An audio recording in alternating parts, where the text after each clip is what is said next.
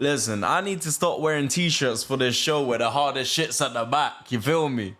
You ain't gonna see that shit. Anyway, this is the Otis Jones Show, the show where I get random topics picked by ChatGPT and I get to get drunk and chat shit about them. Fucking so close to being a year into this show. My views, not on the YouTube, hey. So shout out to all you YouTube watchers, because you get me. You man have been holding the thing steady. But shout out to, people that watch the clips aren't gonna see this part, but the clips have quadrupled throughout the last year. Like the average ones quadrupled since we started. So in 1 year, can't complain at all, man. You man are the best. When I say episode, you say 50. Episode. Get me. I'ma need my glasses. Can't wait for Specsavers to send me shades again, because this thing, boy. In 2020, a Belgian racing pigeon called New Kim was sold at auction for $1.9 million. Apparently, two wealthy Chinese collectors who apparently saw her as the Lebron James of pigeons. If it's the LeBron James of pigeons, I'm guessing that means like it's a pigeon that's huge as fuck and just wham as shit, and then every time it gets touched, it just... That's how you know I'll be drinking. LeBron James is my favorite basketball player of all times, and I'm just roasting the brother. So what they're saying is this pigeon's got crepes that no one's ever gonna respect. So basically this pigeon flew to Turkey and now looks way better. So basically this pigeon had the opportunity to be the best pigeon ever, but it flew to a place with nice weather instead. So basically this pigeon squared up against 35% of all other pigeons of all time and come on top every time. So basically this pigeon can't read. LeBron's actually my GOAT, but this is a comedy show, so fuck it. Also, LeBron's 40, has a son who's also in the NBA in his same team, and he's still easily a top 5 player in the league. So he's got dad strength, young man's athleticism. Shout out to Schultz. What I'm trying to say is LeBron James could make sweet love to me, and it's just my choice whether it's consensual or not. Next topic. So basically in 2021, NASA was meant to send confirmations to a few applicants for this project where they got to simulate being on Mars, and they accidentally sent it to 12,000 people instead. Bare people replied like, yeah, let's do this, boom, boom, boom, boom, boom. It's peak, bro. Here's the thing, I get why these mistakes happen, because I've worked in the defense industry, right? And in the defense industry, there's certain projects, and because they're government projects, you have to get a certain level of security clearance to be able to work on those projects. So you have to have a background check, and you have to live in the UK for 5 years, and there's random rules and things like that. So because you have to be eligible for that, you don't normally get the best applicants, especially how there's some government projects where there's UK defense government secrets where you have to be a solely British citizen to be able to do that. And obviously you have great people working in these roles, but you're not gonna have the best if you're specific to one country. Government jobs like these NASA roles, I don't know anything about what NASA pays, but government roles like this normally don't pay the best salary as well, so you're not gonna get the best talent. So someone accidentally emailing 12,000 people doesn't surprise me that much. Here's an example, me.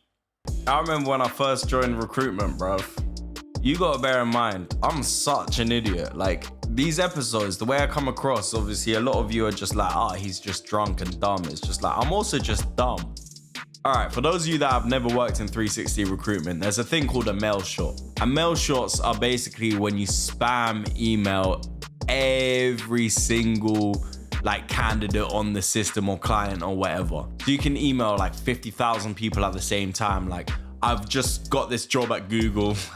I never had Google as a client. I was shit, but I'm just using this as an example. Got this job at Google, pays this much. These are the benefits. It will be amazing. Contact me if you're interested. You can just spam email 50,000 people this. I had 2 tabs open at the same time. One with the finished email and one with the unfinished email. I accidentally sent the unfinished email to 50,000 people and all it said was, hey, got a job for you. That was it. Most people ignored it, but I got like hundreds of responses like, what the fuck are you talking about? Take me off your system, blah, blah, blah, blah, blah. And to be fair, there was this one guy that replied and was just like, sorry, I think you made a mistake. Like, do you have the full email? And then I sent it to him. He worked for Google, like he worked for prestigious companies, and I spoke to loads of clients about him and ended up gaining loads of clients from this one candidate. And I got on with him really well as well. He liked the Boondocks. We started chatting about the Boondocks. This was like my first month into my first job outside of uni, and like I gained this guy who gave me loads of business. So I remember his name as well. I'm not gonna shout him out because I've said some wild shit on this episode. I can't remember what I've said on this episode. I'm waved off. Either way, he doesn't want to be involved in this, but big up Boondocks guy. In 2023, a Japanese man spent over 14 grand to fulfill his dream of becoming a dog by commissioning a lifelike collie costume. He now posts videos crawling on all fours, going for walks and eating out of a dog bowl. I need to see this. Yo, hey, this guy, yeah, blood. Yo, I said 14 grand, like for a dog costume. I'm seeing it, yeah, blood. This guy is living his dream. This is the thing, man. Yo, if you got the peas, brother, live your dream, bro. You want to be a dog? I don't give a fuck. I don't think of myself as a particularly liberal guy, even though like I'm always vote Labour, I'm pro trans rights, I'm pro everyone's rights. I think that thing. But the thing is, it's easy for me to say like this because none of this shit affects me, blood. If your shit doesn't affect me, I want you to be happy, bruv. That's why like trans people can do whatever they want. It doesn't affect me at all. I want you to be happy.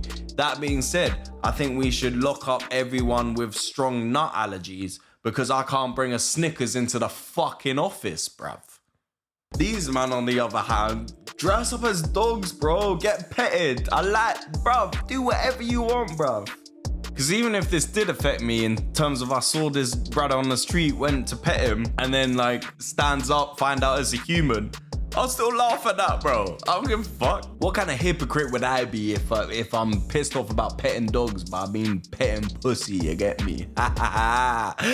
This has been the Otis Jones Show. You guys have been amazing as always. Please like and subscribe. Leave a comment about your favorite pussy petting experience or dog petting experience, or just leave a comment about something nicer than that. I don't know why I set that expectations for the comments. Just say you like the video. Please, it really helps the algorithm, apparently. I would like to get more than my, I think I'm on 14 viewers now. We went down, but we've gone up on the clip, so it's all good.